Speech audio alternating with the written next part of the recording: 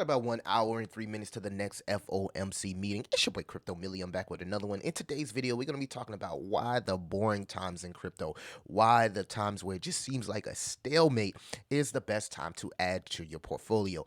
Further building out your portfolio. Guys, these are the time millionaires are made. Make sure that you like, subscribe, hit that notification bell, and let me know in the comments, when do you think that we will get our first Fed cut? There's been a lot of speculation, so we got to talk about it. You can see here, there's a 93% chance of a Fed pause, 6% chances of cut. But what's concerning, when we get into March here, you can actually see that the percentage is starting to tick down for the cut in March. And that's because of the continuing growth of the economy, as we experienced a 3.3% growth in Q 2024. So if the Fed doesn't feel like they broke anything, then technically there's not a reason to cut just yet. As you can see, the market expected 5 to 7 cuts, but now they're starting to narrow that down to maybe 3 cuts on the year because the economy is flourishing and the Fed is like, hey, we didn't break nothing. We'll just continue to pause and stall this thing out. Now, that can work two ways for crypto. In my opinion, I feel like crypto is still going to be bullish because we have multiple catalysts that are showing us that we're one step closer to a bull run and even better, an altcoin season. I love banter bubbles, right? It really gives you an idea right now of the narratives that's really starting to take off. I guess today you can say the hot narratives are ZK and liquid staking, but there's red across the board, family. You can see a lot of red in the market as the market is working to get prepared for the FOMC meeting. So I expected this. This is not nothing that I expected. In fact, I wanted to use these days as an opportunity to further bolster my portfolio, especially in the top narratives. And I also want to talk about why, family, why I feel like all of this is smokescreen, right? All of this is smokescreen. At the end of the day, there's 3 reasons why Bitcoin can head higher. First and foremost, let's talk about what's going on with the ETF. So the Bitcoin themed ETFs are experiencing significant demand, indicating a strong public and institutional interest in Bitcoin. Funds are shifting away from Grayscale Bitcoin Trust due to its higher fees and expirations of its lockup period, favoring lower fee options for major assets managers like BlackRock, Fidelity, and ARK Invest. Notably, BlackRock's iShare Bitcoin Trust quickly amassed over $2 billion in assets, and Fidelity's Wise Origin Bitcoin Trust is nearing the same level with a notable $208 million inflow on January 29th. These figures are impressive, especially considering these ETFs have been active for less than 3 weeks. So what the media wants you to focus on is they want you to focus on Grayscale. Grayscale is selling Bitcoin. But what we're not talking about is how these other entities that have spot ETFs have been loading up and accumulating all of Grayscale's Bitcoins, notably BlackRock, iShares, and Fidelity. Not to miss out on my girl Kathy Wood and ARK Invest. So the entities are loading up. You selling your crypto, you selling your Bitcoin, these guys are loading up. This is the best time when everything is quiet to build out your portfolio. It's not the time to get shook. It's not the time to create FUD. This is the time that you actually are having the best deals and opportunities to really put yourself in a position to have a portfolio that may 100x in the future. Now, some catalysts to look forward to and why I will continue to be bullish going into February. No FOMC meeting in February. We know every month outside of the Jackson Hole where we have not had an FOMC meeting, usually that was a green month for Bitcoin and also altcoins.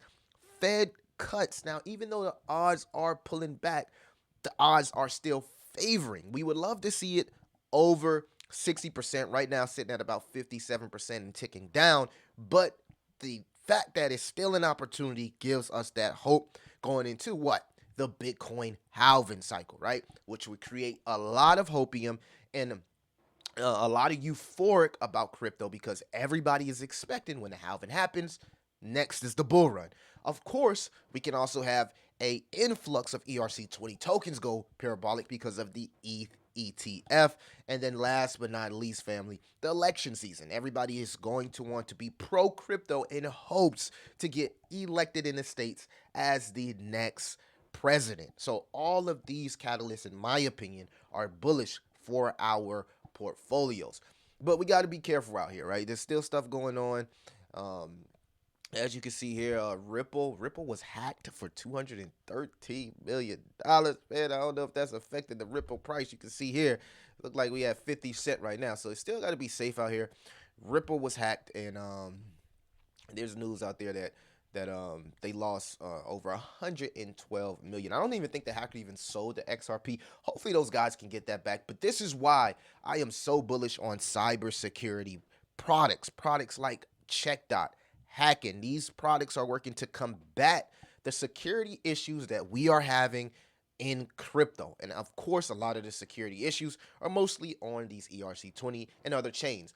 Bitcoin has the best security in the industry. Hence the reason I feel like the BRC infrastructure will grow fast once all of this institutional money starts to roll into BTC. So once Grayscale finishes their selling off and people say, okay, this is it. It's time to send BTC.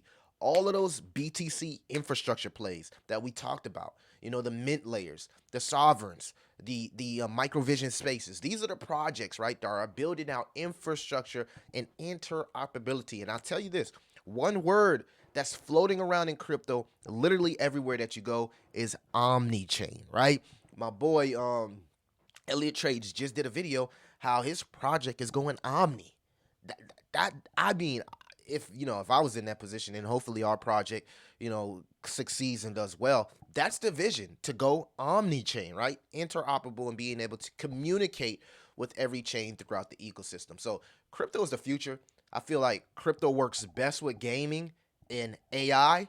And right now we're embedded in two of the biggest narratives in the space.